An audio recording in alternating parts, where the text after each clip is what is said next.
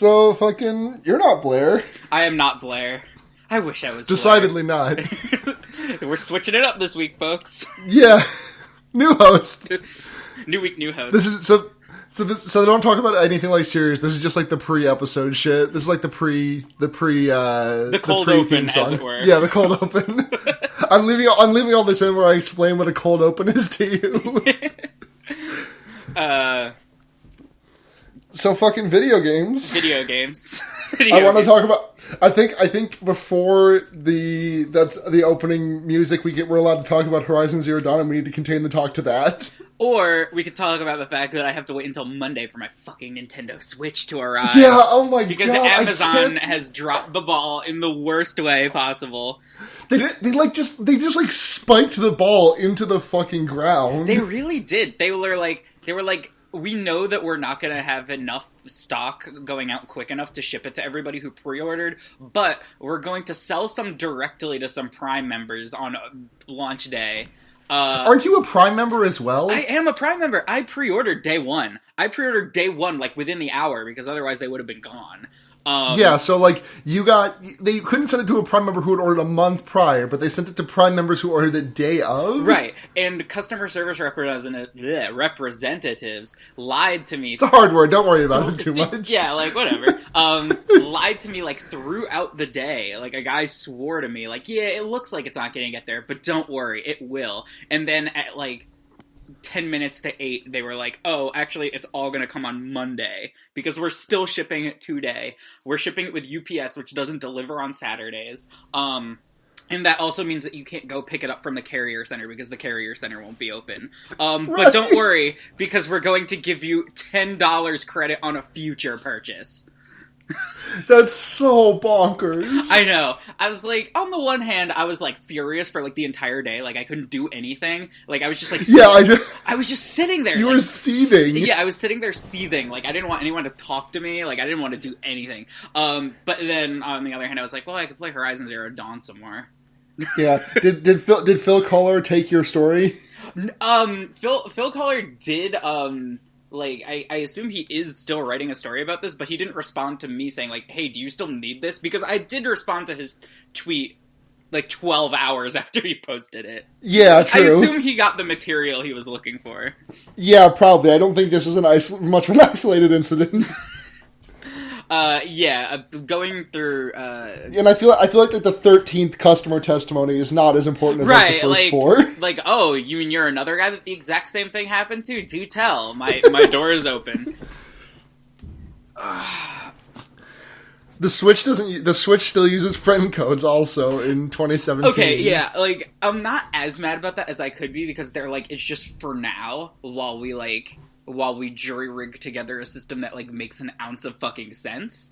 Well, yeah, but at the same time, they've been doing friend codes since when did the Wii come out? 08? Yeah, they didn't have them on the Wii U, though. Remember that. No, they did have they had friend codes on the Wii U. They absolutely had friend codes on the Wii U. Are you positive sorry, not the Wii U, the Wii. No, yeah, I'm talking about the Wii U. The Wii U did not have friend codes at all. That's bonkers! So they skipped a generation.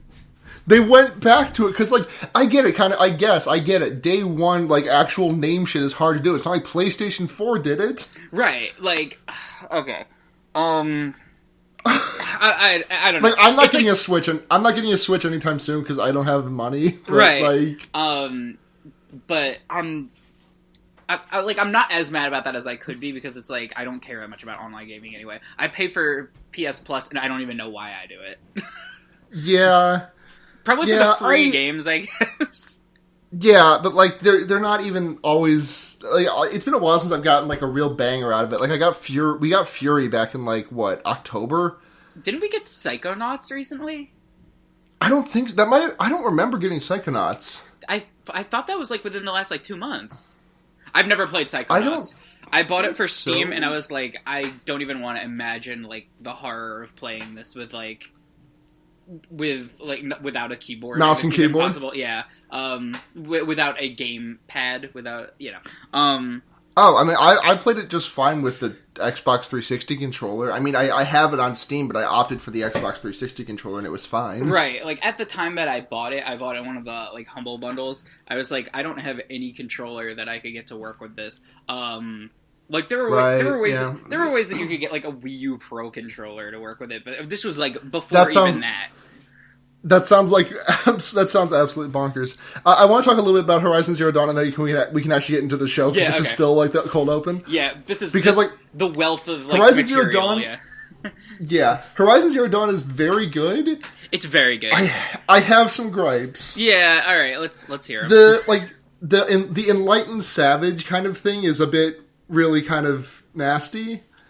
Dude. Where it's like Aloy is the only one who recognizes that these are just like machines and not gods. I mean, kind of.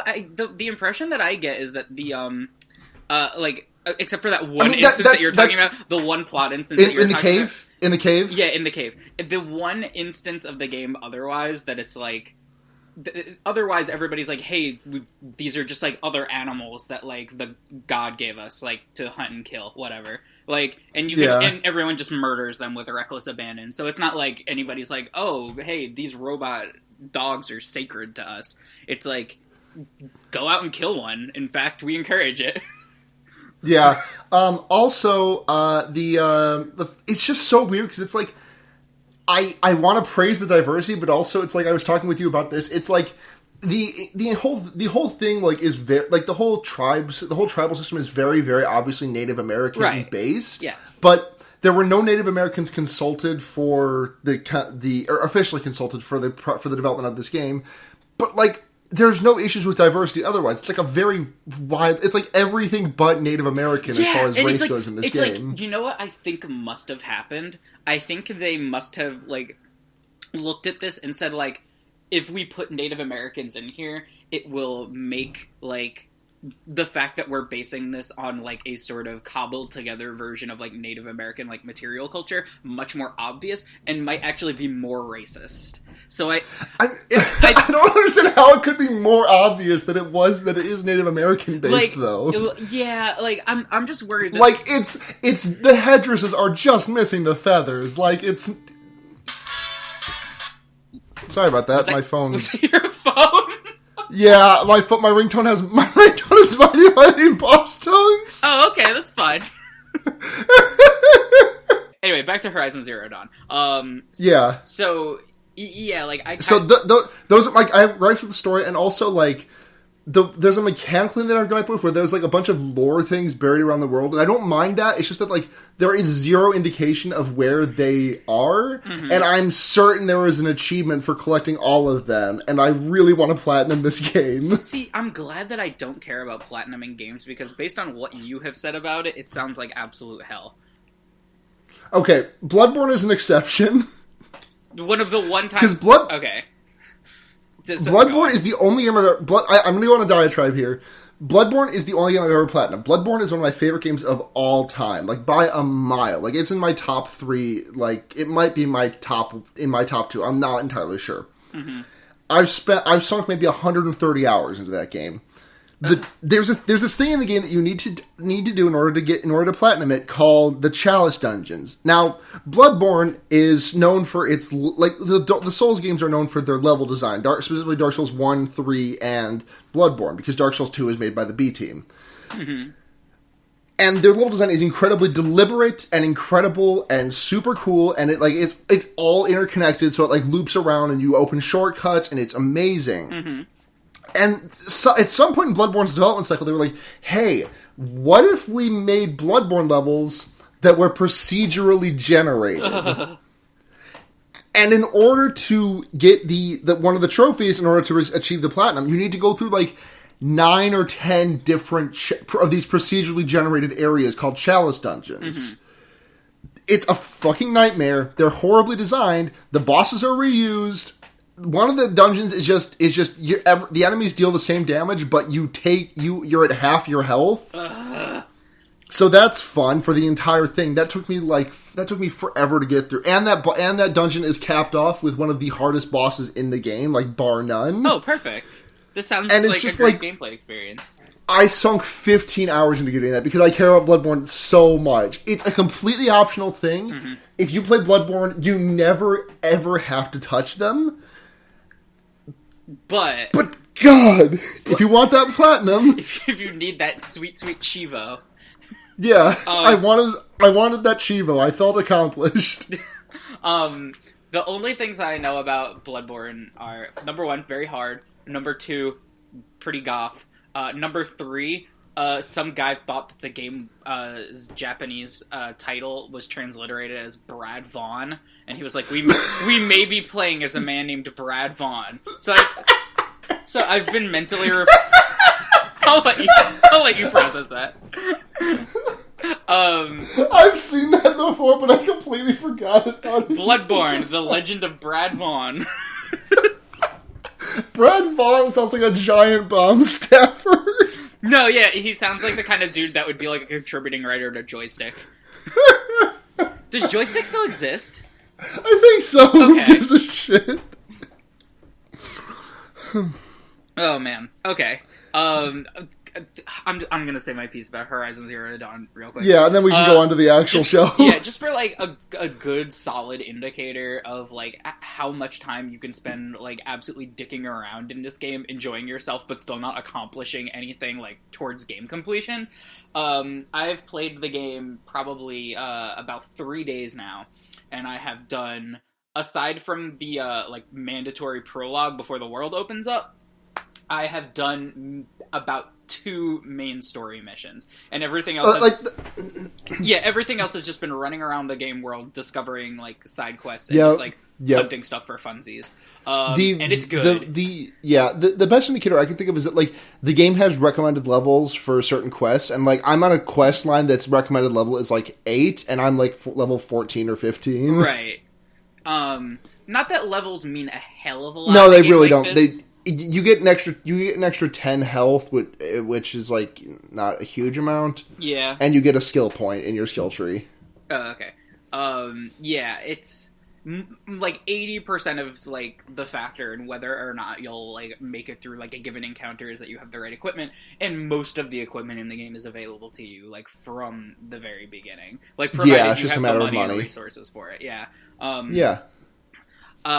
But it's really good, and I'm gonna feel super bad about abandoning it for Zelda tomorrow. Yeah.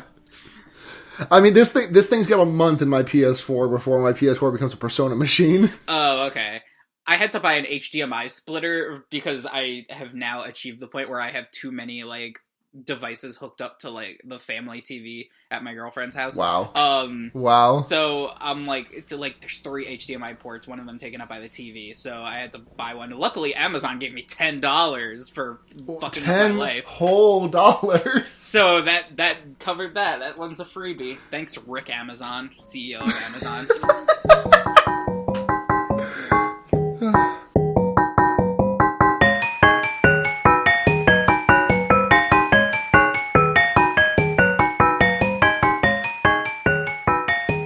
Welcome to Fear Baiting, everyone. I'm Luna, and Blair's not here because she's visiting her boyfriend in New York City this week, Roswell, who's been on the show a couple of times.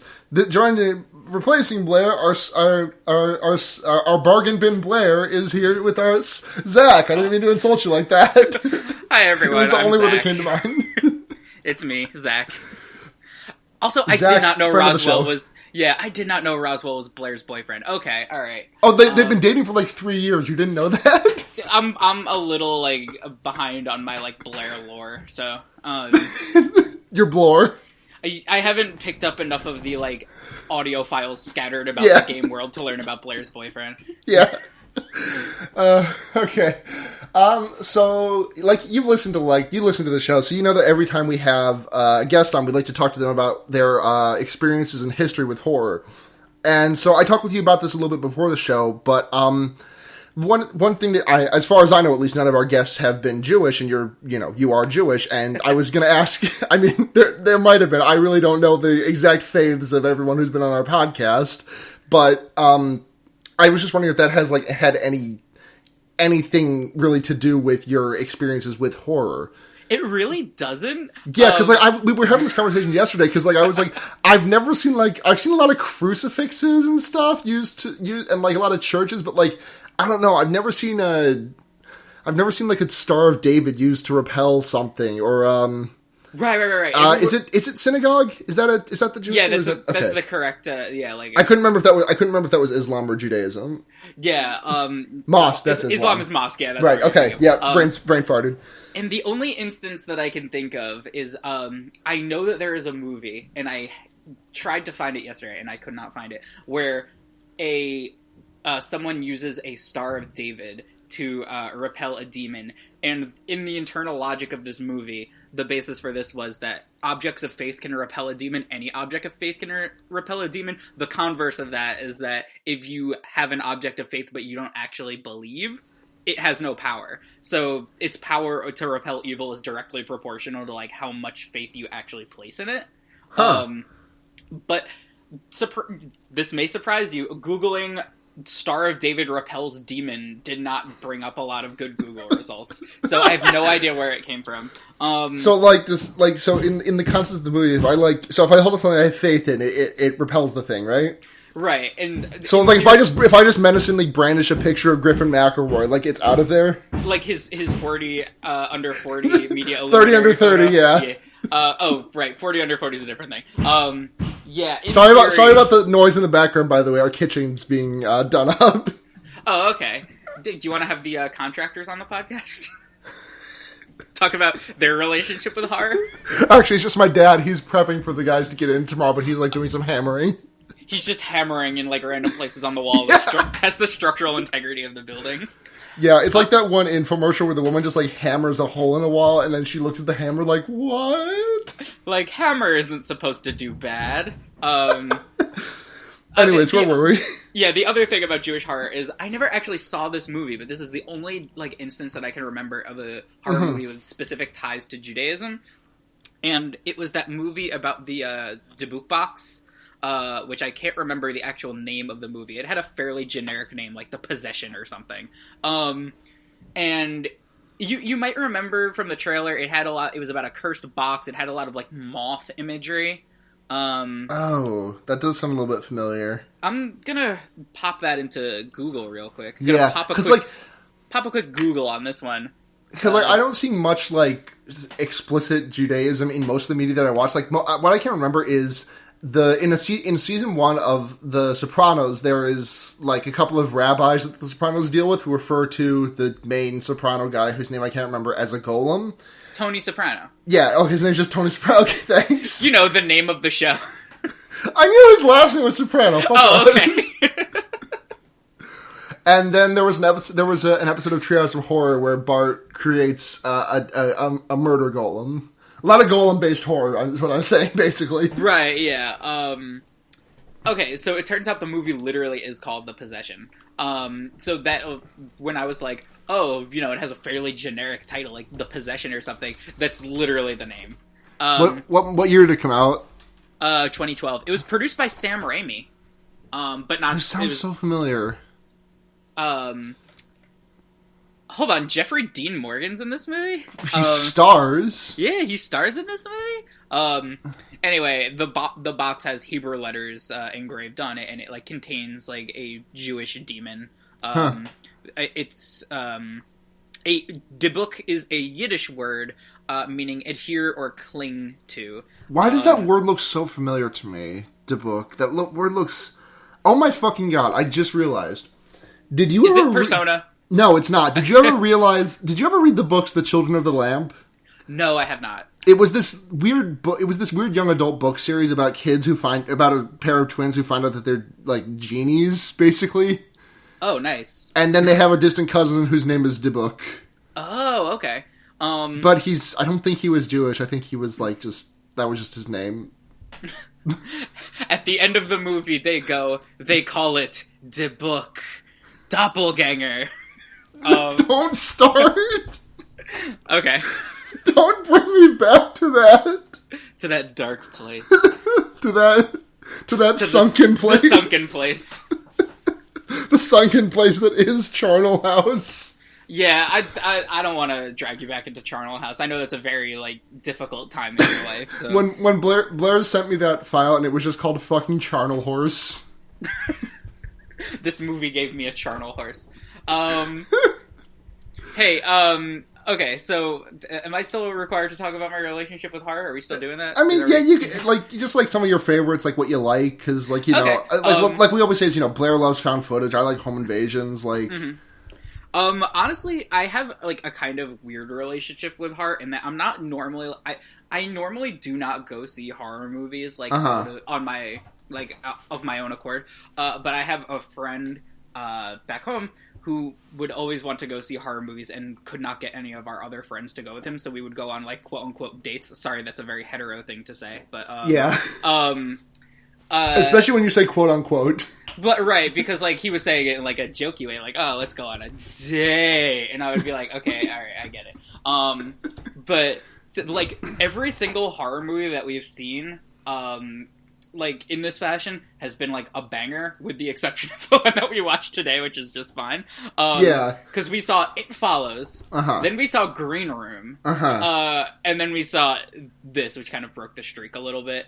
But then... Is this the same guy you went to see Get Out with? Yes. So, there you go. Yeah. Get Out's a really good movie. No spoilers, because that's going to be a future episode. Please no spoilie.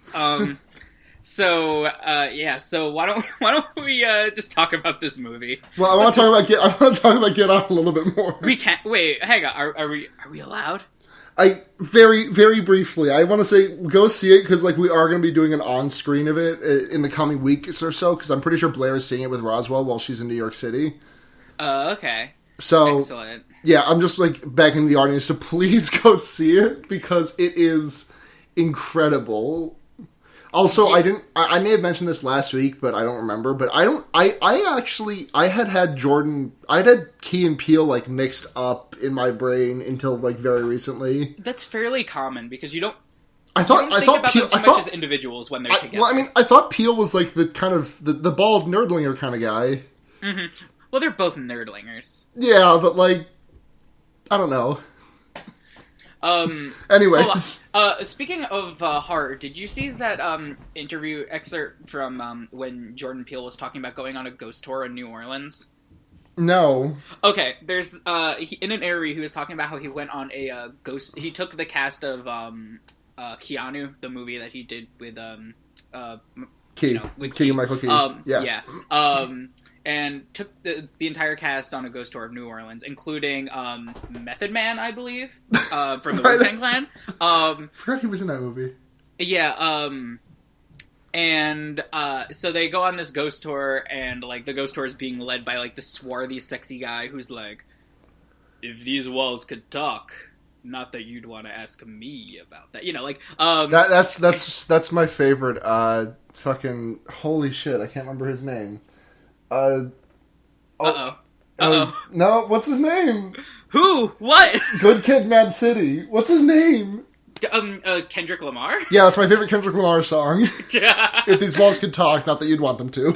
Yeah, okay.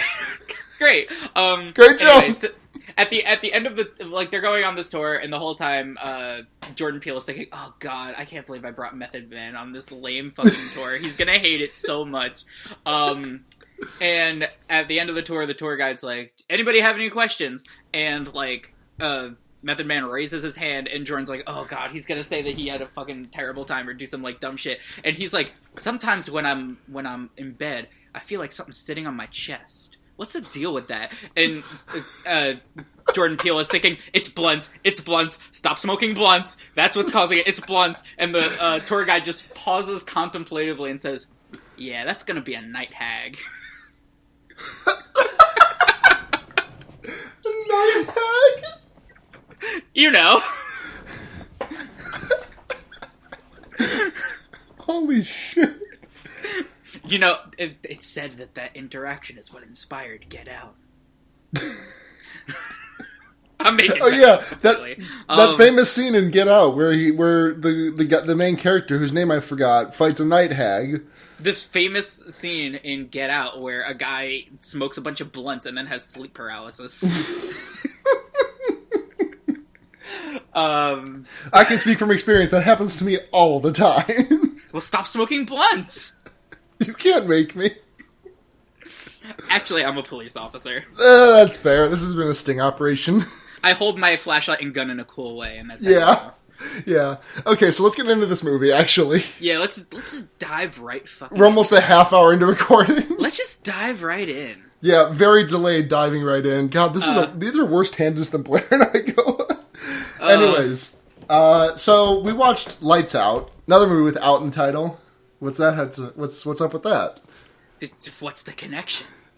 Figure it out. You tell me. Play our alternate reality game. To find out more. Yeah, it's our version of Radio Zork, like the Flophouse does. I don't know what that is. I don't listen to the Flophouse. Sorry. You know what Zork is, right? Yes, I do. Yeah, they do a thing on the Flophouse with their listeners where it's like they have a mailbag section, and every once in a while someone will write in and be like, "I turned the key in the lock," and then one of the hosts will respond with, "The key moves, but not far enough. Do you A, turn the key further, B, return the key and take it out, or C, look around?" And then it's just like a week by week of like the slowest possible thing they could do. Oh, good. It's so relentlessly stupid, and I love it. That's a good stupid bit. It really is. So this movie. This movie, Lights Out, directed by James Wan, who I've sung the praises of multiple times on this, despite I've only seen like parts and bits of his movies. I've never actually seen one of his start to finish, if I'm being honest. So I'm a bit of a poser on that front. Oh, sorry, needed some water. Okay, I wasn't sure if you were there. It was dead silent.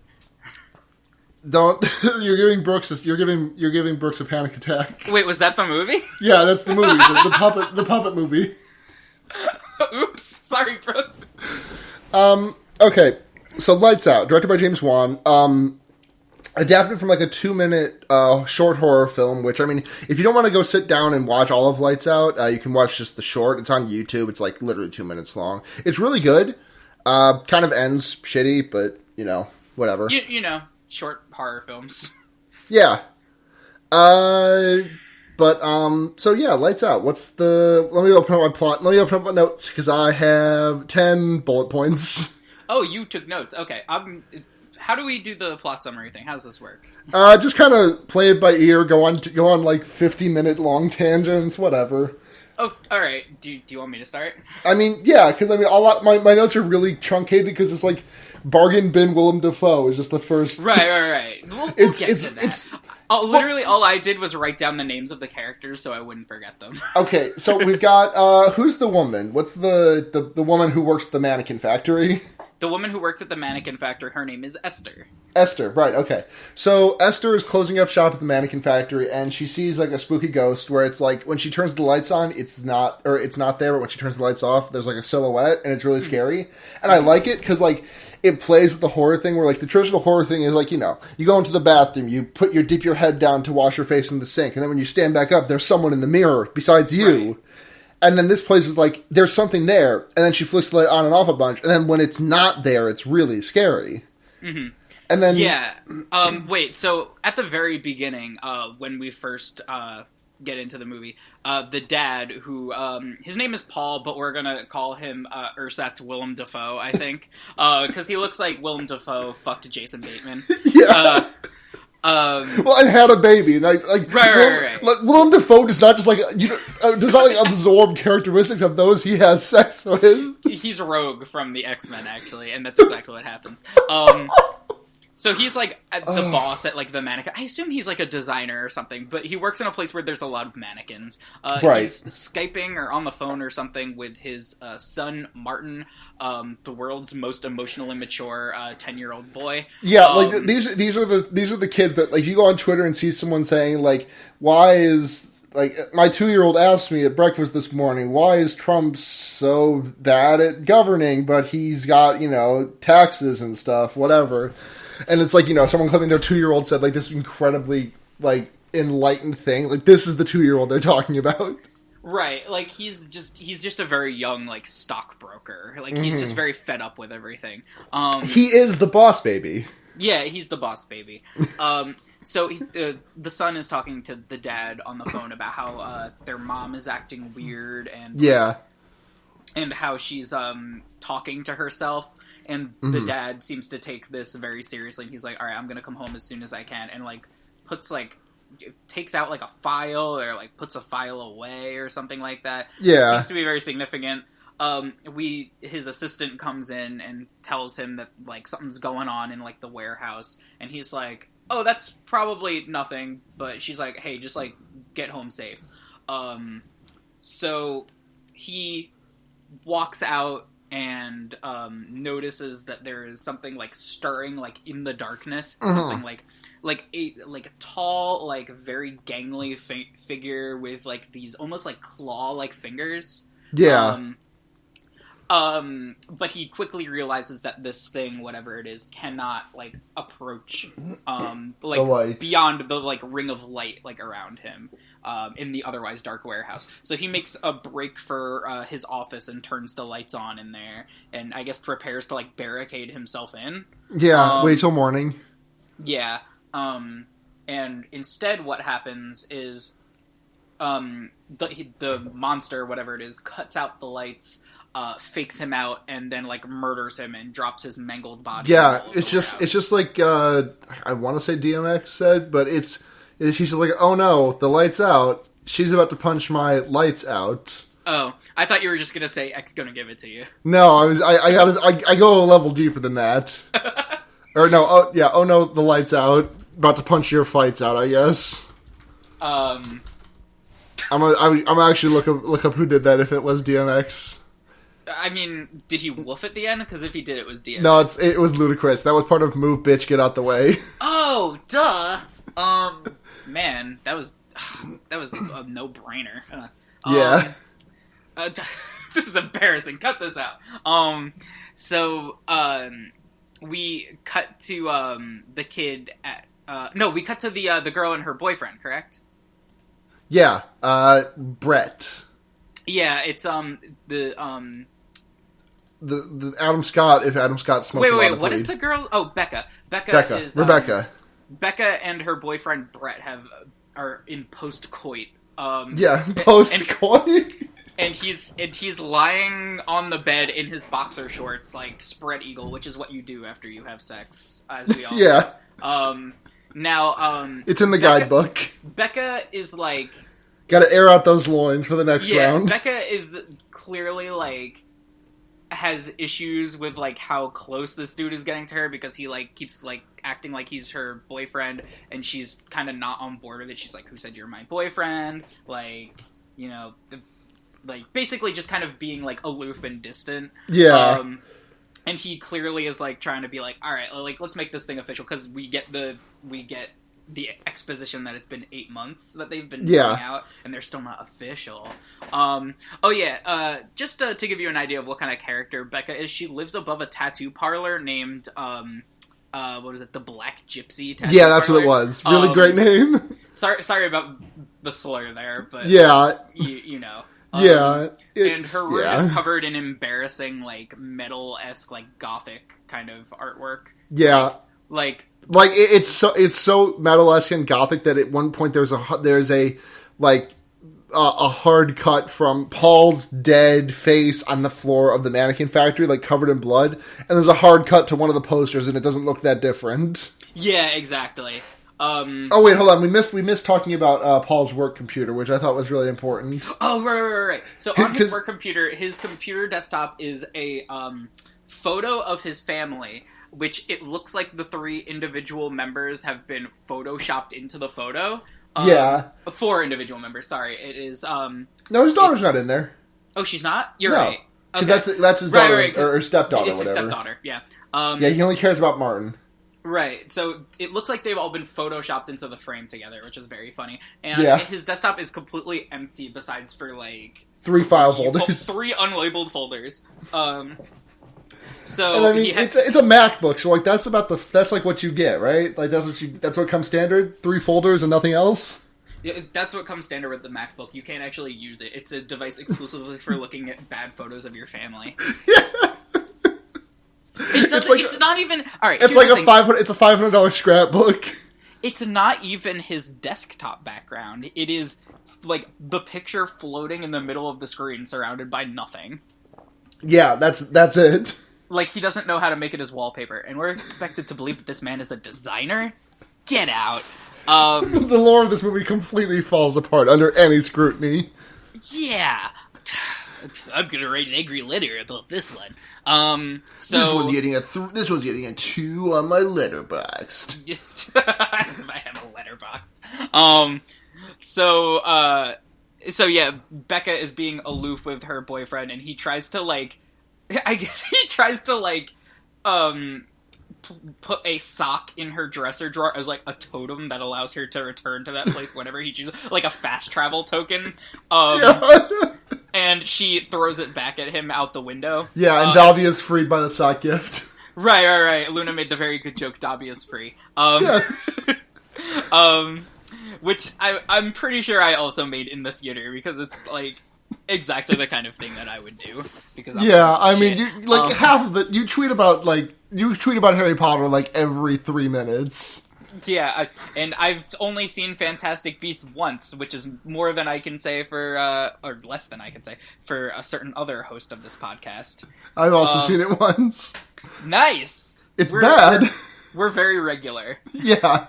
I wouldn't say that about me. Definitely not. Like, I've seen a lot of movies a lot of times. Yeah, you talked about this on the last episode, I think. Have I mentioned that Batman Forever is one of the movies that I've also seen, like, in excess of 20 times? No, but that's great. Yeah, the one where Val Kilmer plays Batman and he looks like a serial killer in it. And Danny DeVito is there, and no, that's Batman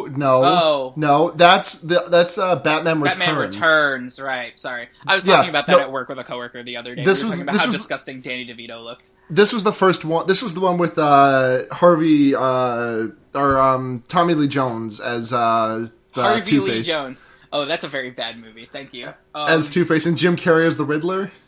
Yeah, a lot of Jim Carrey movies I've seen just a lot of times. Yeah, we know about you and Ace Ventura: Pet Detective. Yeah. The Flaming Lips are in that movie. I mean, there's a song by Flaming Lips in that movie, at least. Oh, I thought you meant that they made an appearance in that movie. No, they just, they make a musical appearance in that movie. They were the Flying Graysons. They played the members of the Flying Graysons. So, I honestly would believe that. Yeah, like, whatever. It's movies, baby. Yeah. So, we cut to, the kid... whose name is Martin, which again just contributes to the fact that he's a very, very old 10-year-old. Yeah. Like he looks like a 10-year-old who's seen too much. This 10-year-old is the baby who used to do those ETrade commercials. So we cut to the framed photo of the family in and it's the same photo in Becca's apartment, and it's the same photo on like the mantle at Martin's house, where his mom Sophie and he are grieving the death of their father, who just got fucked up by a monster. Yeah, I'm kind of curious as to what like the police report said for his cause of death there. I'm kind of curious how much time has passed, because we don't really know. Yeah, is there like a hunt out for the guy who obviously murdered Paul? Like, Esther's probably like a prime suspect. Yeah, that's what I was going to say. They probably arrested Esther. Did we mention that Esther was the star of the short movie? Because she is. Oh, yeah. Yeah, they probably arrest her. Yeah, they...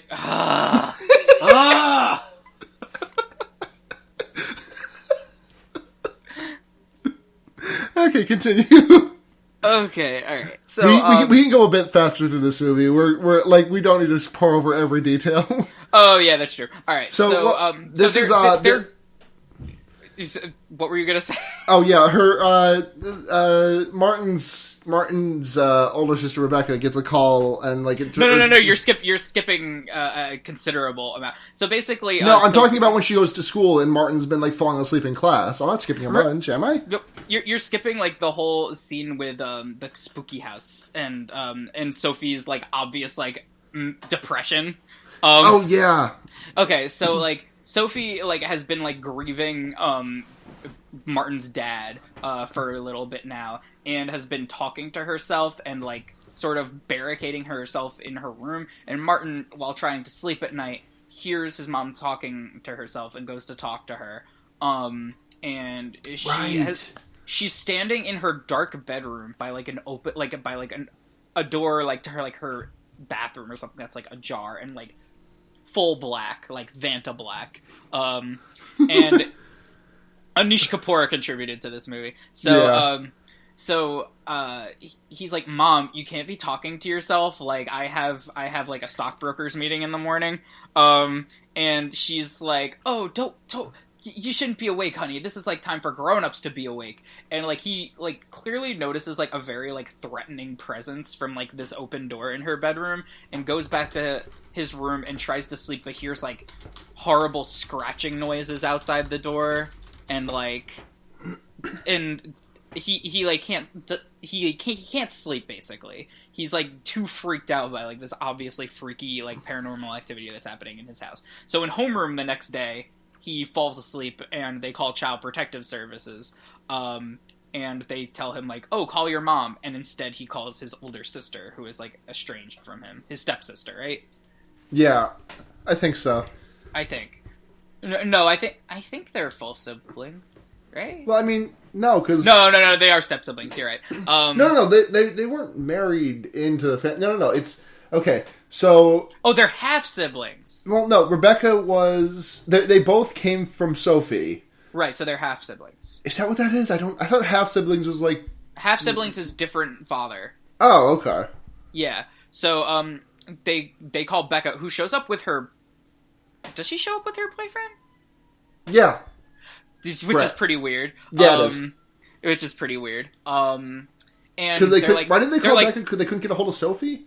I think the impression is that they let him call his mom. Oh. And he called Becca instead. Okay. Because he seems, like, surprised that she came, meaning that it was sort of like a gamble for him to call her. Yeah. So... She shows up and Child Protective Services is like, he fell asleep in homeroom 3 times this week. So we need to, like, make sure everything's cool at home. And it's like, apparently, Sophie, the mom, is on antidepressants, and they're not sure if she's been, like, taking her medication. Uh-huh. So Martin wants to go with Becca back to her house because he just really wants to sleep really badly. Yeah. Which we can all relate to. I need some sleep, he says. The delivery is just, I just need some sleep. Like, he's not, like, upset, he's fed up. And so she's like, I don't know if that's gonna work. I have very spooky posters at my apartment. And I think that was just kind of, like, her saying, like, if you're at my apartment, I can't bone down.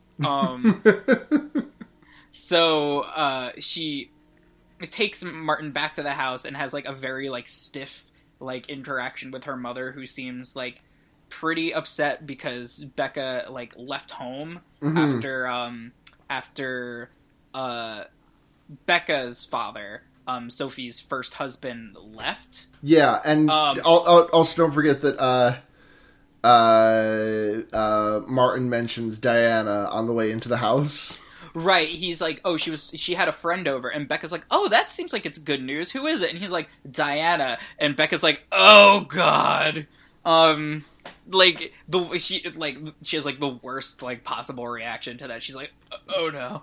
Yeah. So, the mom is, where were we? Alright, so, they go inside to have their, like, confrontation with the mom. The boyfriend is made to stay in the car, by the way. He's not allowed in the house. Yeah. Because he's not actually a boyfriend. He hasn't reached that status yet. And he's like, why can't I come inside? And Becca's like, because she's crazy. Yeah, that's just it. Yeah, like, so while they're having this, like, discussion about Becca, like, running away and abandoning her when she needed, like, somebody, Will is collecting all of his belongings and shoving them into a sleeping bag. Yeah, he's just, like, out of there, like, immediately. Like Becca turns to say, get moving, and then he's just like, I got all my shit together. He's like...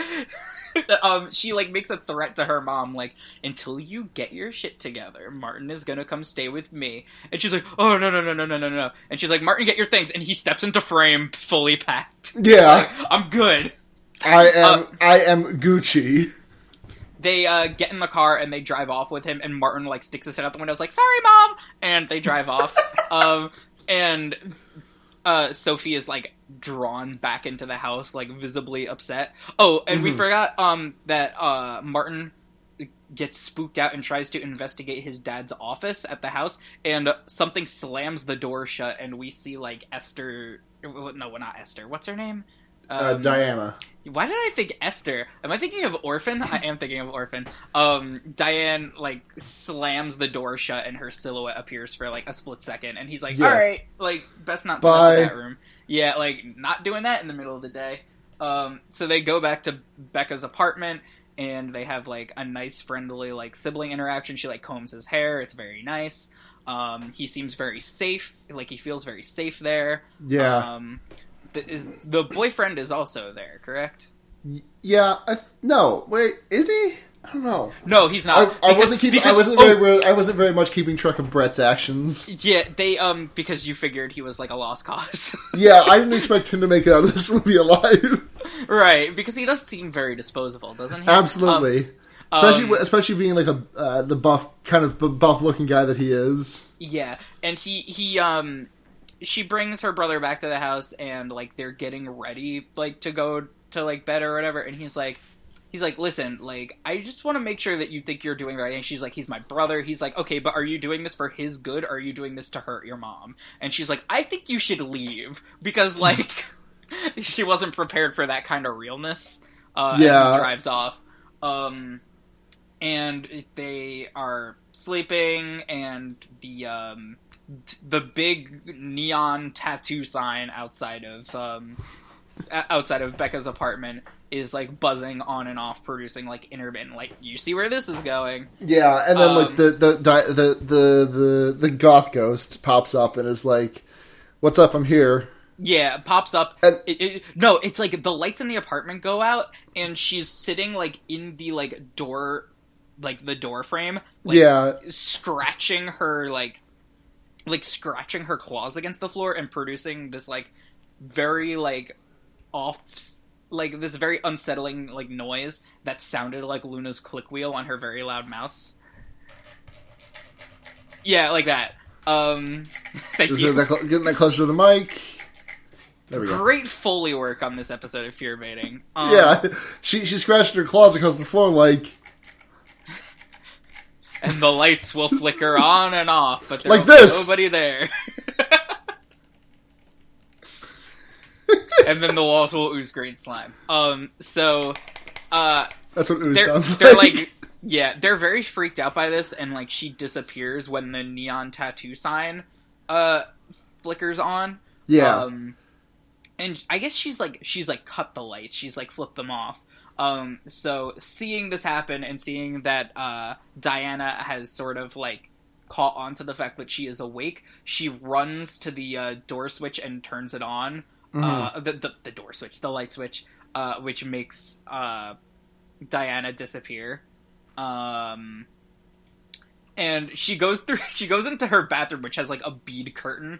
And, like, upon coming back, she realizes that Diana, under like her carpet or whatever, has scratched like her own name and like a goofy stick figure of herself. Yeah, and then there's a flashback to when Becca was a kid, and it's like, I'm gonna draw Daddy and Mommy and me. And only thing that kids can draw with crayons. Yeah, and then she turns her head away for a second. She looks back, and the drawing is gone. And then then she finds the drawing in her closet, and Dad has been scribbled out. And then Diana's stick figure is there. So it's a gay ghost. Yeah.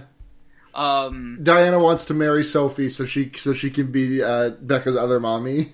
Yeah, and you know, this movie's a lot better if you view this as as Sophie and Diana being lesbians. This movie's a lot better. No, I do think there was some of that subtext there. I do think that there was like it was like it's weird because normally I like go for that stuff at the slightest hint, but I didn't pick up on any of that. But you're not wrong. It's more like when you choose to look at it that way, a lot of things like suddenly make sense. And like it's.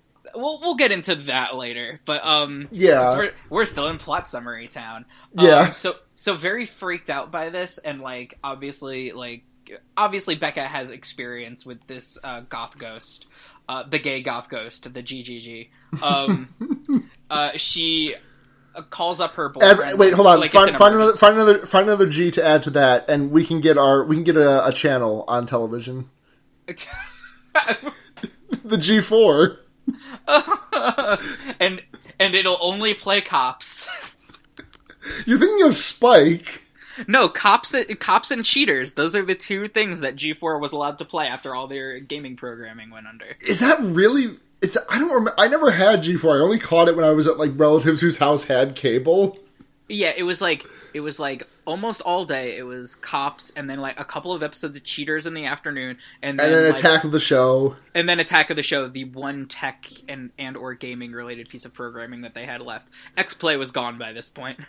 Yeah, God, is G4 still around? I'm pretty sure they're not. Ugh, rest in peace. I'm pretty sure Comcast killed them. Yeah, that sounds about right. Like Comcast bought the channel and then killed it. Because like someone had to do it. Someone had to put them out of their misery. Someone had to pull the trigger. Right. So Becca calls her swarthy boyfriend, her swarthy sexy boyfriend. Her swarthy sexy Khal Drogo looking boyfriend.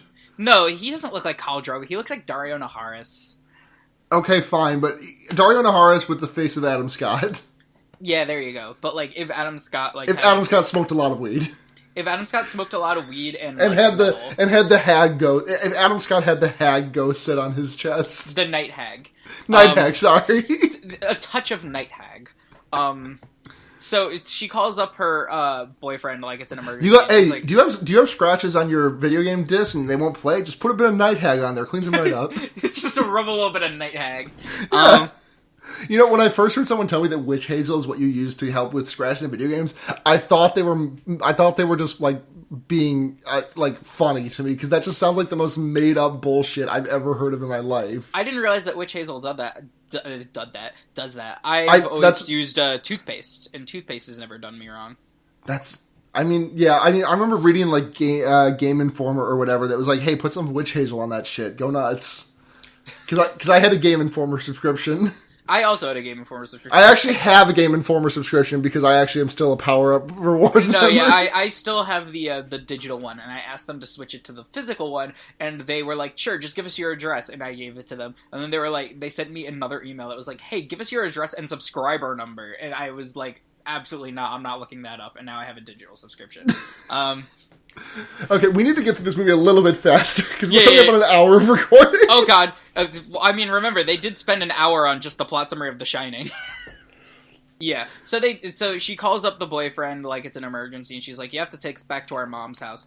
Basically, the social worker shows up first. I forgot about that. Yeah. The social worker's like, hey, did you, like, kidnap your brother? And she's like, yeah. And she's like, no, you don't understand. This isn't how this works. If you want to become his legal guardian, that's fine. But you have to sue your mom for custody, first of all. Which I don't know if you want to do that. And second of all, like, you have to have a house, like, that a kid can live in. Like, you have to prove that you're, like, a responsible adult. And she's like, I can be responsible. And the social worker looks at, like, a bong sitting, like, 3 feet away.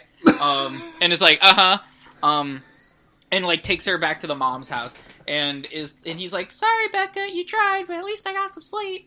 In the bathtub, by the way, don't forget. Oh, that's right. Because when he conks out, like, he's in the bathtub. Because she doesn't have another bed.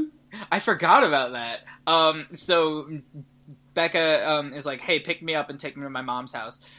Where she's like confronting her about Diane. Because she's like, she tells Martin, like, I'm gonna tell you something that I've never told anybody, which is that I used to, like, after, like, my dad left, Mom got really depressed, and I started to have nightmares about Diana, but, like, she's not real, don't worry about it. And this was, like, the night, she was talking about this with him the night before they actually saw her, and then she's like, alright, I'm gonna tell you what nobody told me, which is, I believe you, ghosts are real. Like, that's it.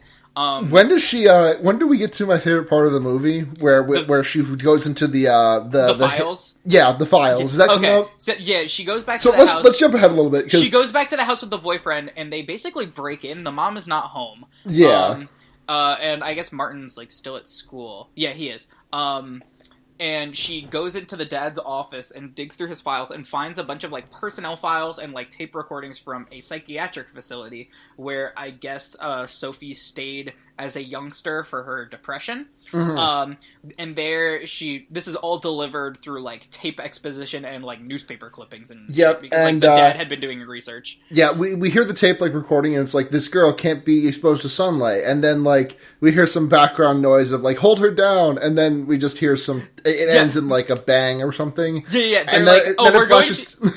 we're going to give her this experimental procedure, which treats her, like, rare skin condition. Like, she can't have any contact with sunlight, but, like, we figured out a way to, like, cure her of it with, like, light, with a lot of light, basically. Yeah, immersion therapy. Yeah, you know. They ask her, like, about why she, like, hurt Sophie, and she's like, 'cause she's my friend and she was gonna get better. So, like, you know, a very healthy relationship. And then we cut straight to, like, her being given the experimental procedure. And they're like, hold her down, hold her down. We hear her screaming, and then we see, like, file photos of, like, just an ash cloud in the shape of a person on the chair. So, like, she definitely got fucking vaporized by this. I mean, this is what hospice was about, right? No, like, so this is the bonkers premise of this movie, is that Sophie had a friend who couldn't go in sunlight and also was abusive. She was medically goth. Yeah, medically goth. Like, in the one picture that we see of her, she's carrying, like, a parasol and is, like, shrouded in shadow. Yeah. It's, like, Sophie's, like, the light element friend, and Diana's the dark element friend. She's the black mage. And she got vaporized by this procedure and became a ghost. Yeah, and that's the premise. That's the thing. And then she's a ghost who can only operate in the shadows, except for also she can kind of move around in black light. Right. Here's the thing.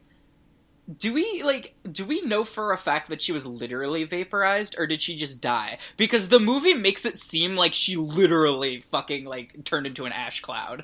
I think that's what happened. That's fucking great. Like, it's, like, they fucking Duck Dodgers laser gun ass, like, turned her into a pile of ash with, like, the little giant eyeballs floating after the laser gun. Right. So she discovers this, she puts all this stuff in a box and is like, hey, my mom's coming home, we gotta leave. And the boyfriend's like, what's all that for? She's like, evidence. So they leave right as the mom and Martin are showing up, and she's like, the mom is like, we're gonna have a movie night. I think this would be good for us. Just the three of us. And Martin's, like, smile immediately turns into, like, a very deep frown. And he's like... he's not really excited about the sriracha chips he got to get at the store anymore. Right, the one grocery item peeking out of the bag. And he's like, Mom, how about we do it just the two of us? And she, like, visibly uncomfortable, is like, we'll see, honey. Yeah, I'm not much in the mood for building castles in the sky. Bad. This podcast is great. I don't know what the fuck you're talking about. Yeah, this is good. We're making magic here. So that they're having their, like, movie date or whatever, and in the middle of it, like, I can't remember if Sophie turns off the lights or if the lights cut, but she basically tries to, again, immersion therapy, like, Martin into, like, being cool with the murder ghost living in his house.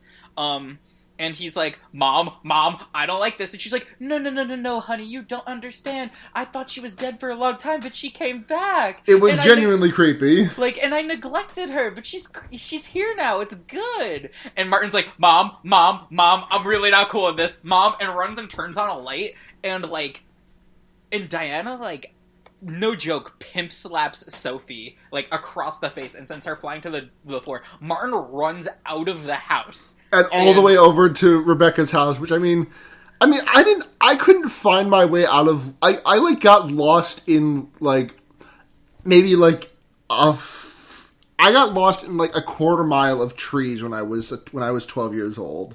Right, yeah, like, we've all been there.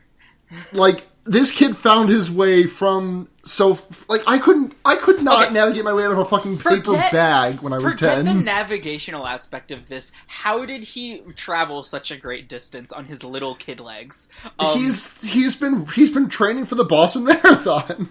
My theory is that he's very mature, so he just called a chauffeur to take him there. No, he got an Uber. Yeah, he's like out of breath when he gets there, though, implying like he ran the whole way, and he's like, "Hey, like mom's completely gone off the deep end. Like, let's do something about this." So the movie undergoes like a genre shift at this point, where they go to the house to confront the mom.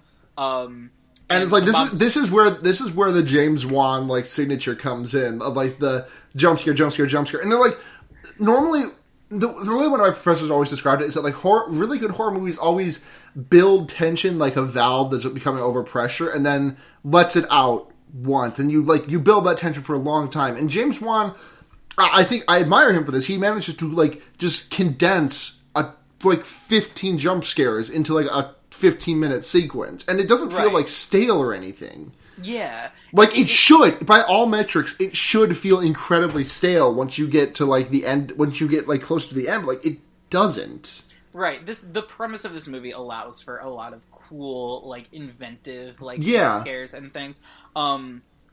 It basically undergoes a shift kind of to, like, an almost Home Alone, like, style, like, home invasion. Like if Home Alone was a horror movie and also the Wet Bandits were ghosts that could only be in light. No, your next is What If Home Alone Was a Horror Movie?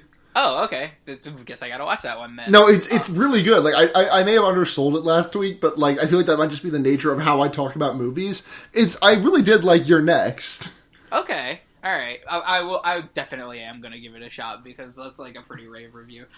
So, like, and again, horror Home Alone is, like, I'm sold. Like a really good strong female protagonist. I hate to use the strong female protagonist, but it's a really good strong female protagonist, like somewhat reminiscent of Jamie Lee Curtis in Halloween. Oh, okay. But more resourceful than that. All right. Wait. So right. So this is like the most bonkers part of the movie, like in terms of dialogue, where the dinner table. Yeah, where they're like, "Hey, mom, eating pizza. Like, you've been talking to Diane, and Diane is dead, mom. Like, she's." Well, hold on. Sorry to nitpick. But it's Diana is a very different sounding name from Diane to me because Diane sounds like a 40-year-old woman. Yeah, and Diana sounds like something. The ghost. Yeah, Diana sounds like more youthful, more creepy. I get it. Yeah, Diane sounds like someone who has that haircut that like wants to speak to your manager. Right. When I picture a Diane, I picture Liza Minnelli. So, Oh my god, I got sorry to derail, but like I got extremely yelled at by a customer last night, like 5 minutes before closing, because I wouldn't sell her a fish. Why wouldn't you sell her a fish? What's the hang up? Because there's a store policy thing where a customer needs to have had a tank running for 48 hours with a heater and a filter at least before we're allowed to sell the fish to them. Mm-hmm. Because otherwise the fish will die. Pretty much, yeah. I mean, like, the fish won't guaranteed die, but like it's more likely it'll suffer not. Health problems. Yeah. Yeah. And, like, this woman gets extremely mad at me and, like, show me where it says I have to provide a filter for my goldfish. And I point her to the thing that's written on the tank that says goldfish need a tank and filter. and then she just, like, gets incredibly angry at me. And she starts, like, yelling and asking for my manager. He comes, she asks for his manager. He says that manager is not here right now, but I can give you his name. And then she asks for that guy's manager, too. Oh, good. Just all the way up to the chain of command. The regional manager, yep. Alright. And it was just, that was a really fun way to end my shift last night. Welcome to retail. I remember my first day on the job, I got stuck at the register for like 30 minutes past the end of my shift because a woman was really having a hard time applying a $5 coupon to her rewards card. Nice. But she didn't want to leave without it. This is definitely worth an hour of my time, you know? Yeah. This $5. Anyways. Yeah, so, she's like, Mom, you've been talking to Diana. Diana's not real, and Diana is dead. We saw that she got vaporized. I have the tapes. And the mom is like, she's like, Mom, we have an autopsy report. She's like, those things can be faked. You sound like a crazy person. I'm like, are you sure? Bonkers. Oh, it's so nuts. I honestly really am upset that Blair missed this movie. I would have... Yeah, because, Blair would have gone nuts over that scene. Like, oh my god, like, and this is the point where they're like, she is so far off the deep end. She's like, okay, like, what we are going to do is we are going to stay the night here, and we are going to, like, make sure that Martin is safe, and we're gonna get to the bottom of this, and we're gonna do this until you get better, because, like, until you get better, this isn't going to stop. Because, like, at this point, they realize that Diana directly feeds off of Sophie's, like, negative energy. And that is, like, she thrives upon it, and the more depressed and the more isolated Sophie gets, the more powerful Diana becomes, which, interesting implications there. So we... I mean, it's basically... this is basically Wonderland from the Adventure Zone. I am not that far in the Adventure Zone. Do not spoil anything for me, Luna. Okay, no, that's like a very... I guess that's that's just the tiniest spoiler I could do like, it's very evident, like, the first episode into Wonderland. Okay. Okay, so basically the long and short of this is they set up, like, all of their traps, they buy a lot of light bulbs, which this house had almost no lights before, because I guess Diana encouraged Sophie to get rid of them. Yeah. So the curtains are always drawn, the house is always dark, which obviously, like, doesn't help her depression any. No, not at all. Like, so I think we should, like, fast forward through this, like, okay. They set a lot of traps. They set a lot of light things. They make a lot of precautions. They all sleep in the house. Things escalate when Diana, I guess, gets it in her head that, like, now she can get rid of all of them at once and just, like, be, like, with Sophie alone forever. Yeah. So she does a lot of, she targets the members of the family. I think she goes for Brett first, right? She goes for Brett first because Brett is the easiest target because he's by himself, sleeping downstairs. So Diana goes to kill him, and he very smartly improvises using his phone's lock screen as a light to force her to dematerialize. Yeah. Brett turns out to be the smartest person in this movie. Like, by a mile. He improvises... Well, hold on. Wait. I think calling him the smartest person is a disservice to Martin. Okay, yeah. Martin is very smart and, like, very capable, but he doesn't improvise two very good methods of forcing Diana to dissipate like Brett does. Because Brett uses the light, and then, like, Diana drags him outside and is, like, about to slam him over her knee, like, Bane style. Yeah, he's, like, 10 feet in the air, and she's, like, lifting him up, and he clicks his car's key fob, and the headlights flash, and she drops him on the ground, allowing him to get in the car and drive away. Which sounds very bad.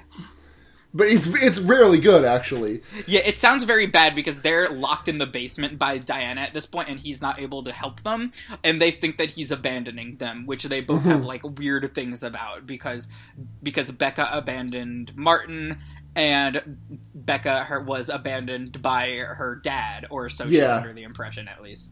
Yeah. So they explore the basement and find a blacklight, which they discover... First, they discover, like, Diana's weird, like, den in the basement, where she's, like, written on the wall, and, like, she doesn't have blood, so I guess it's ectoplasm. Like, she's made, like, handprints all over the place, and she said things like, stuck here in the dark, like, just like the hospital, like, yada, yada, yada. And there are, like, mannequins down there, because, like, of course they are, and she's, like, marked them as, like, members of the family, and, like, disfigured them. Yeah. And there's one for Becca's dad, that she's, like, fucked up, which she takes as, like, confirmation that, like, Becca's dad didn't run away, like, he was murdered by Diana, just like the dad, Paul. So they find her, like, physically manifesting in this dark basement, and they find that while she is under the effect of a blacklight, she has physical presence and can be harmed by light, which you think is going to pay off in a satisfying way, and it doesn't really, because the movie goes in a different, worse direction. So basically, the police show up. Brett comes back with the police, and hooray, the police are here. And they like immediately get fucked up.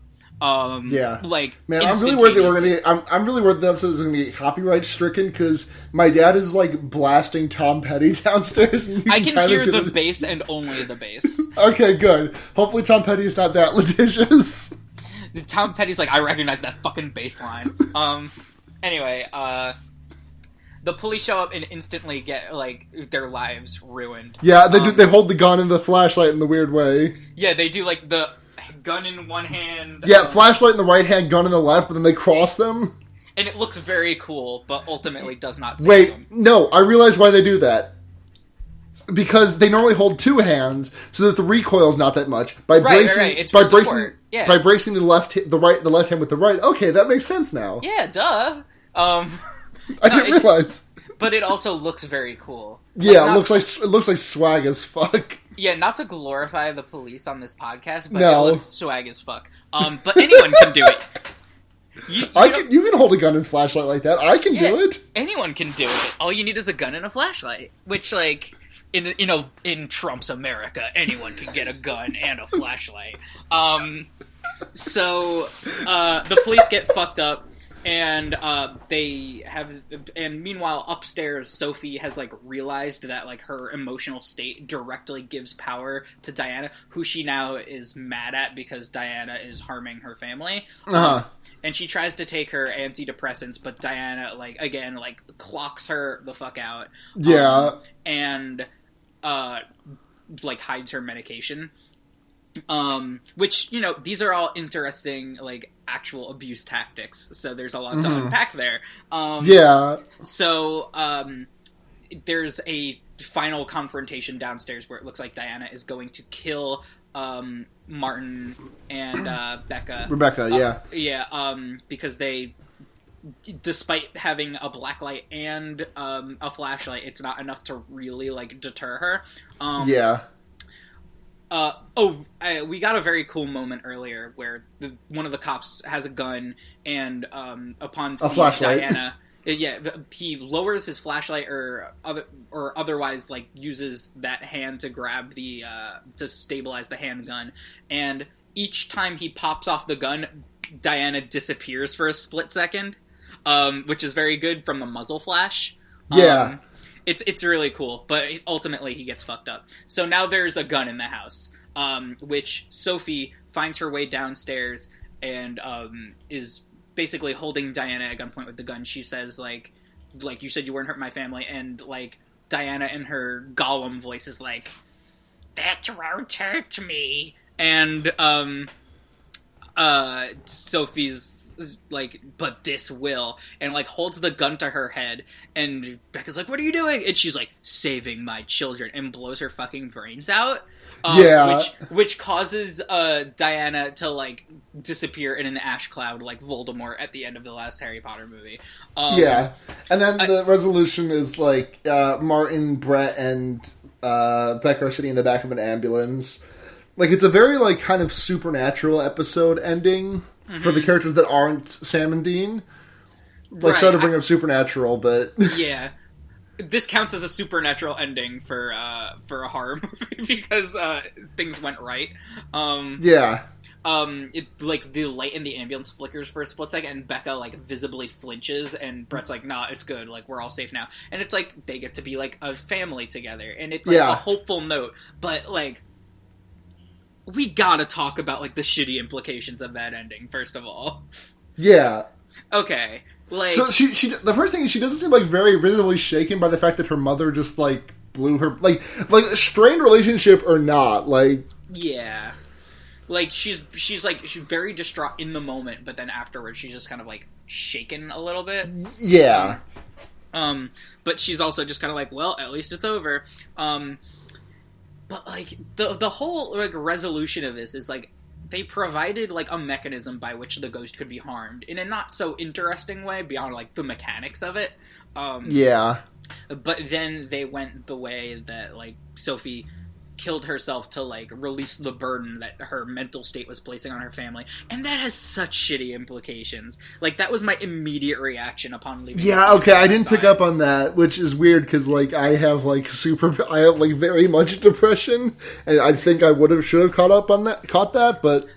Yeah, and, like, that was, like, the it's weird first, like, thing. Like, when I saw the trailer for this, I wasn't expecting the ending to be, depression is a ghost that will harm your family until you off yourself.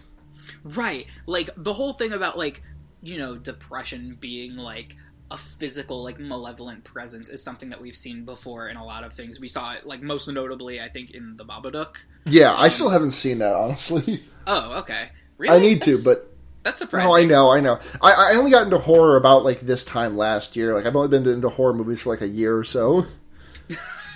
Oh, right. That's the premise of the podcast, sort of. Yeah. God, we've almost been doing this show for... We started this show, like, early April, so, like, it's almost been a year. Oh, wow. That's nuts. So... Alright, so yeah, most notably, like, that's the, like, shittiest implication of the ending, which is that, like, the ethically responsible thing to do if, like, your mental health is placing a burden on your family is to kill yourself, especially because they were directing the movie in, like, they were putting the movie in the direction of, like, you know, if you take your, you know, antidepressants and you make the effort to get better and you really commit to getting better, like, then the limit on, you know, the burden on you and your family will be lifted. Like, you just have to commit to it. But, like, the fact that they ultimately were, like, not quick enough, like, we need to do it this other way instead, like, that ending would have worked just as good if, like, she popped an antidepressant into her mouth and, like, Diana dissipated. You know what I mean? Yeah. Like, you know what? She left a spilled pill bottle upstairs, too, like... Right, but the pills did disappear, but even so, like, I would almost feel like it's possible that they did that ending, and, like, it didn't do well with test audiences, so they did this other one instead. It's like the I Am Legend thing. Holy shit, this bass is so much. Yeah, it really is. I can hear it. Hold on. There's a reason holy fucking shit. There's a reason you're only hearing the bass. It's because only the bass is playing. My dad is playing the bass line to feel like making love in the basement out of his amp. Oh my god. I just did the ugliest laugh at that. That's amazing. Okay. Have you ever seen the Simpsons episode where Homer is listening to the song in the car and Ned Flanders is like, now you're telling me that you wrote this song? And Flanders goes, yep. Homer goes, yep, for Lady Di. I don't remember that one, but I did have a Simpsons moment of myself. You may have seen my tweet about it, but you remember the Clip Show episode where Bart shakes up a can of Duff so much that it explodes and puts Homer in a coma? Yes. Yeah, that I was over at my girlfriend's house. We both decided to shotgun a beer. So I sit over this. We put it over the sink because we don't want to spill anything. I puncture the can and it just explodes in my face. Like, on the ceiling, there's a spray of beer. There is a me-shaped hole in that spray. It's like a blood splatter scene. Oh, that's excellent. So what you're saying is you got vaporized in an experimental beer therapy. Yes. I was a beer goth. Wait, no. Sorry, no, I was straight edge, and the beer vaporized me. Excellent. That is how you kill Brooks. That's how you do it. Finally, we can lift the curse. Finally, a solution. Oh god. Okay. So the other thematically interesting thing about this movie, I think, is like the the pretty overt abuse, like the abusive relationship, which like you can look at it as an abusive friendship or like a romantic thing, like depending on what you think makes more sense. But I think they both work. You get this stuff about how Diana could had the ability supposedly to influence people and convinced Sophie that that Diana was her friend, even though she really wasn't. The fact that she harmed her in an effort to sabotage her recovery.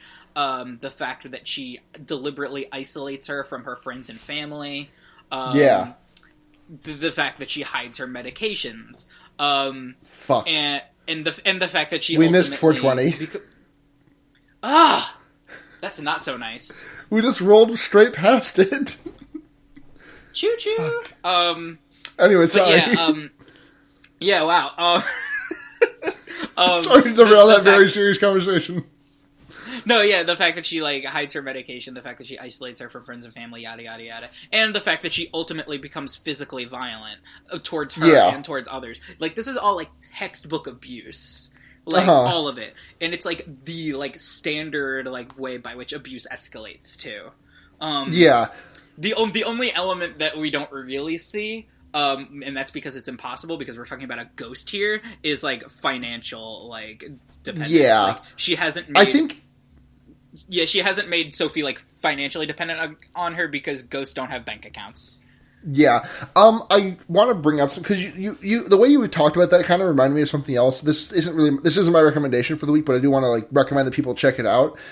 You played The Walking Dead, right? The games? I played the first season. Yeah, okay, good for you. Stop there. There's this video that I found a little while ago that talks about the abusive relationship that surfaces in season 2. And the way you just talked about this kind of reminded me of that. Like, this is the only relation, but I would recommend people check it out. The video is just called "We Don't Talk About Kenny."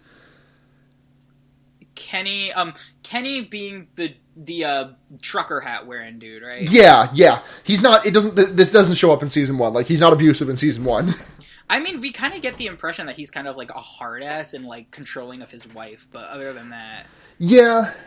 Like, we get moments of him, like, shouting at his wife and kid.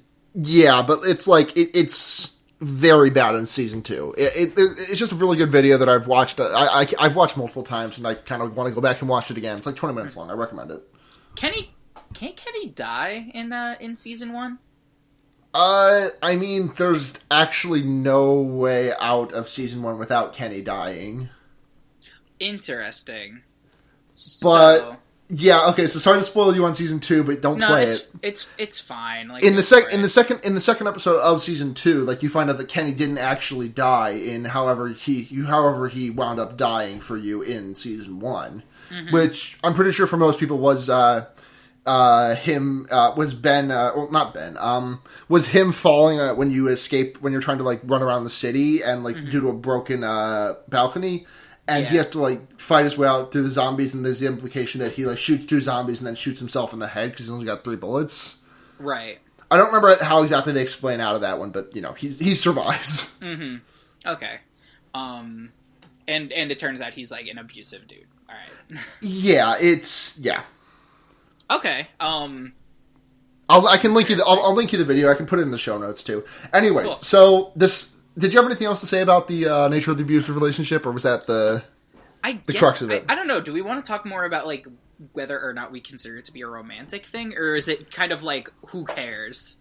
I think, like, either way, I think it is. I don't know if it was intended as romantic, but, like, they definitely came across as that. Now that I'm thinking about it, because, like, otherwise, like. Whenever I, like, say they're not gay, they're just friends, like, my mind just instantly pops to that gif of, like, Megamind, and it says, why can't 2 guys just be friends instead of being homosexuals? Is that it? Wait, what? You haven't seen that? I have not seen this. Megamind gay friend gif. Full disclosure, I've also never seen Megamind. Like, Megamind's actually a good movie. Okay, yeah, alright. I mean, I based on, like, the amount of people on my, like, dashboard, like, when that movie came out who were, like, joke obsessed with it, like... No, it's, like, actually good, and it handles the nice guy thing. It like, really tackles the nice guy kind of mentality super well. In this movie about a blue, like, alien supervillain. You wouldn't believe it. Oh, I found it. Yeah, okay. The gif is of Megamind strolling, and it says, I wish people would just let 2 people be good friends without saying they are gay or lesbo. Here, let me link it to you. Oh, good. This better be, like, at least as good as that picture of the Onceler shaking his hips and Jack Frost going, like, wow. Yeah. Just go ahead and hover on that if you want to see the gif move. Boy, that's... Why does that exist? That's my question. I don't really know. Anyways, so let's wrap this up. Let's end this movie discussion. Yeah. Like, so overall, on a scale of 0 to 5, what do you think? What should be our goofy metric? Yeah. On a Because, like, scale... my mind goes to Ursat's Willem Dafoe, but if you have anything else, I'd be willing to go for it.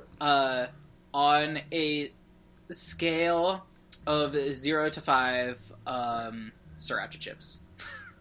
Okay, yeah. 0 to 5 sriracha chips. And I like sriracha a lot, so the more chips I give this, it's going to be a very good rating. I'm going to give this, like...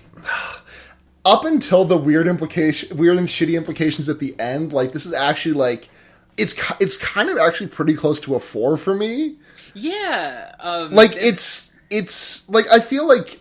I was telling you about this, but, like, from what I've seen of James Wan, like, again, I've never really seen a complete picture of his beforehand, but, like, what I've taken from the clips and bits and pieces of stuff that I have seen is that, like, his movies, like, have a really narrow area that they can, like, they don't seem to go lower than a 2.5, and they won't go higher than a 3.5 for me. Like, his movies have a relatively high floor and a kind of a low ceiling, too. Yeah, but his movies always have, like, this kind of, like, third act, like, ugh. Like, yeah, the third act, ugh. Like, what's the movie with, Insidious. Like, Insidious definitely has that with, like, the fucking, like, upside down that they go to. Like, where... Oh, yeah, Insidious is the one where, like, that there's that jump scare of, the guy with the Darth Maul paint. Right, yeah. Okay. And he's, like, the big bad demon guy. Gotcha. And they go to, like, his spooky clown dimension, and it sucks. Right? I forgot about that. Wait, so you have seen it? I've seen parts of it. I've seen I've seen like clips, and I watched the stupid CinemaSins Everything Wrong with Insidious back when I was a fan of CinemaSins. Well, that's the ultimate CinemaSin, is being a fan of CinemaSins. Have you watched any of those Everything Wrong with CinemaSins videos? I saw one of them. Yeah, they're very good. Yeah, I love them because like it's just like the worst, like how to combine like, oh, I'm so much smarter than you, like film criticism with also not paying attention to the movie. No, it's incredibly derivative. Like I because I hate myself, like a couple of months ago I decided to watch the iRobot one. Have you seen iRobot? I just watched iRobot for the first time like 2-3 weeks ago. Okay, so remember that scene where spoiler warning for iRobot, where the reason earmuffs, people.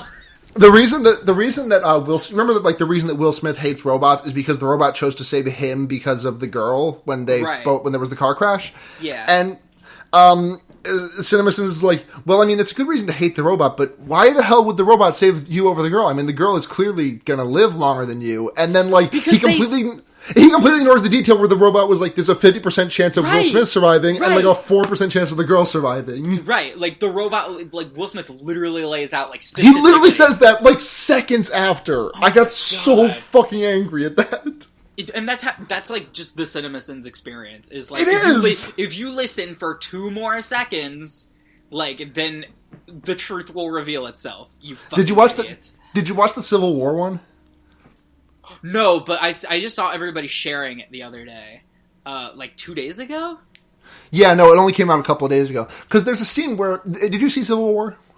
Yeah, and I liked it a lot. Yeah, when the government guy is introducing the Sokovia Accords to the Avengers, he's like, yeah, these are the Sokovia Accords, because the Sokovia thing happened like a relatively long time ago, and these Accords had been in the works for like some time.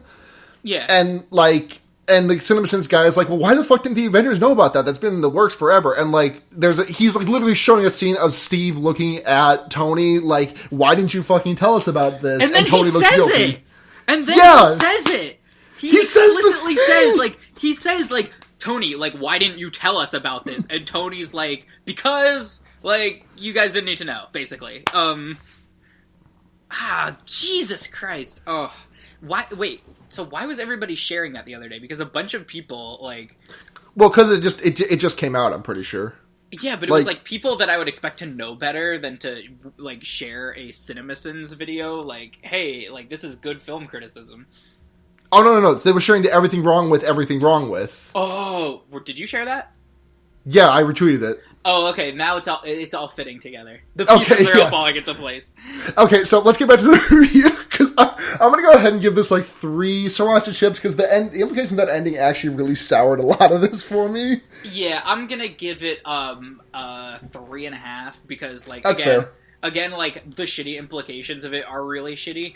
But I do think that like the implications like about like the thematic element of like abusive relationships and stuff like that, I think that was all like very well done. Like it was well handled, and like I gotta be honest as well. Like when I first heard this short, because I saw the short film before I learned that the movie was going to happen, like a day or two before, actually, weirdly enough. And I was like, I don't really see I don't understand how they can make a whole movie out of this. And then James Wan made a whole movie about it. It was like pretty good. James Wan did that. Sorry. Wait, are you wait, is the implication of the tweets that you're clapping as you say the words, or because I always kind of read it as James Wan did that? Like you're playing patty cake. That's a all right. Here's the thing. That's a good question. I was kind of doing the thing where Griffin McElroy goes, "I want to go to the money zone. I'm in hell. I need money."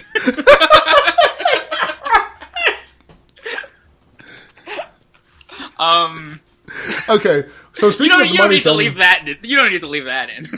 No, I will. Oh God. Speaking of the money zone, we don't have one of those, but we do have questions. Oh, we do have questions. Wow, that was relatively short notice too. Yep. Okay, so we have so you got 2 choices. We're gonna do both these, but I just want you to choose which one we go to first. Just give me 1 or 2. Oh, I don't. All right. 2. Okay. This one comes from Tumblr user Squizpillion. No! Now enemy of the show, Squizpillion, who sent us an ask on Tumblr. He says, crank. The whole message is crank? There's a comma on the end of it. Oh, bad. Bad indeed. I choose not to crank. That's funny because I choose to crank. We will forever be locked in this duel. It's just like the beginning of Xenoblade Chronicles. The first one, or the one with Shulk, where there's the white robot and the black robot. I have never played Xenoblade Chronicles. I'm a fake fan. Oh, okay. I'm not really feeling it. That was a good joke. And okay, here's an actual question. This one's from Twitter user @BlairKitch, who says, "Hi guys, long-time listener, first-time caller. Fuck off. This movie seems to be a dope adaptation of a cool short film with a disappointing ending. Does the movie fail in all the same ways that the short film did, or are the scares better earned? Thanks." It doesn't you do see the face of the entity you do see Diana's face for a split second at the end, but it's like you said, Voldemort's face dissolving. Well, there's also when you see her in the ultralight basement. Yeah, but it's not you kind of knew that there was a face there based on them kind of teasing about it. Whereas I feel like the face they show at the end of the Lights Out short film was completely unnecessary. Yeah, and I don't remember really what the face at the end of the Lights Out short film looked like, but I kind of remember it being corny. It just kind of looked to my memory, it just kind of looks like Chucky. Hang on 1 second, because I'm looking this up. Lights Out short film. I'm just gonna skip right on to the end there. There's Esther.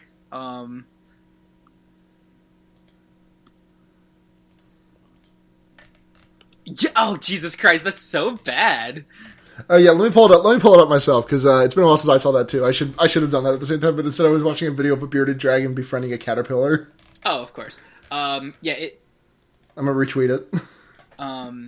There's a movie, in the... how do I put this? In the, up next thing on, YouTube, for a movie called The Moonlight Man, and the silhouette looks exactly like Diana's. So I'm not sure if that's, a total aping of this concept. Oh my god, that does look awful. Yeah. It's, a normal girl, and, she has no pupils, so her eyes are just white, and she's opening her mouth really wide, and she has kind of goofy, sharp teeth. Yeah. Really poorly edited sharp teeth. Yeah, she just kind of looks really happy, actually. Yeah. Not really scary at all. Playtime! Yeah, alright, what's up? Okay, anyways. I'm here to have fun. Yeah. So, yeah, I would say that, like... She is here, unlike every other reality show contestant, she is here to make friends. I am here to make friends, and I am here to have a good time, and I don't really care about winning that much. No. So the movie doesn't, like we already kind of discussed about the ways the movie falls short, but, like, it's not in the same ways the short film does. So, like, which is different showing issues. Too much, and, like... And not doing enough interesting with, like, a cool concept. Because I think this movie does wring, like, every bit of, like... cool, like, light-based, like, horror, like, out of the concept that it possibly could. I think that, like... There's apparently a sequel in the works, which, like, I'm gonna want to see that, and just, like, kind of... That's gonna... Because, like, the only thing that I can think of for, like, how to ramp up, like, the cool, like, light tricks in this movie that we see with, like, things like the key fob, like, the headlights, and the cell phone, is, like, if there were mirrors involved. Because that would have been sick. Like, reflection-based, like, ghost dissipating would have been really cool. What if there was a crossover with the Kiefer Sutherland film Mirrors? What if it was a crossover with the Justin Timberlake song Mirrors? This ghost is abusive. Yeah, oh. Yeah, exactly. There's a real, like, well of material, mirrors-based material for us to draw from. Yeah, lots of it. There's Mirror Kirby, when Kirby can do mirrors. And that's all the mirrors. That's all of them. That's all the mirrors. So if you want to send us a question, at fearbaiting on Twitter, fearbaiting.tumblr.com, or fearbaiting@gmail.com. Did I get them all? Yeah, I got them all. Okay, let's go on to recommendations. I'm going to actually check the Gmail because my phone is not synced up to that account, so it wouldn't have told me if we had a message. Oh. But you go ahead and do your recommendation. Oh, do my recommendation. Okay. Yep. Did we say that, like, it's good to, like, stick to movies? I said it was, like, there was a very mild preference, but, like, we kind of go hog fucking wild because, you know, we recommended grilled cheese, hot chocolate.